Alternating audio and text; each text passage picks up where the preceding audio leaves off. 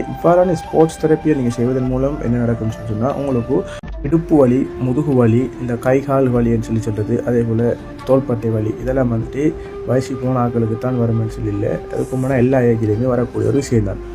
அதுக்கு காரணம் என்ன சொல்லி பார்த்தோன்னா, ஒன்று நம்மளோட உணவு பழக்க வழக்கங்கள் முறை இல்லாமல் இருந்தால் அதுகளால் வரும். சரியான முறையில் நியூட்ரிஷன் நம்ம உடம்புக்கு போக மாட்டால் இந்த தசை ரீதியான பிரச்சனைகள் வரும். அதே போல் நம்ம கடினமான வேலை செய்யக்கூடிய ஆட்களாக இருந்தாலும் நம்மளோட மசில்ஸ் ஸ்டிஃப்னஸ் ஆகி இந்த பிரச்சனைகள் நமக்கு கூடுதலாக வாரத்துக்கு காரணமாக அமையும். ஆகவே இவ்வாறான முதுகு வலி, இடுப்பு வலி, இந்த தோள்பட்டை வலி, கரண்டைக்கால் வலி, முழங்கால் வலி, இவ்வாறான வலிகள் உங்களுக்கு காணப்பட்டால் நீங்கள் அதுக்கு நிறைய இடங்களில் போய் மருந்து செஞ்சுருப்பீங்க, உடனடியான டேப்லெட்டுகள் போட்டு நீங்கள் அதை பெயின் ரிலீஃப் பண்ணியிருப்பீங்க. ஆனால் இதெல்லாம் வந்துட்டு ஒரு டெம்பரரியான பெயின் ரிலீஃப் தானே தவிர ஒரு பெர்மனண்டான பெயின் ரிலீஃப் இல்லை உண்மையாக. ஆகவே ஒரு பெர்மனண்டான பெயின் ரிலீஃப் இருந்தீங்கன்னா அதுக்கேற்ற சிகிச்சை நீங்கள் சரியான முறையில் செஞ்சு கொள்ளணும். அதே போல் உங்கள் உணவு பழக்க வழக்கங்கள், சரியான உடற்பயிற்சிகள் நீங்கள் சரியான முறையில் பண்ணிக்கொள்ளணும்.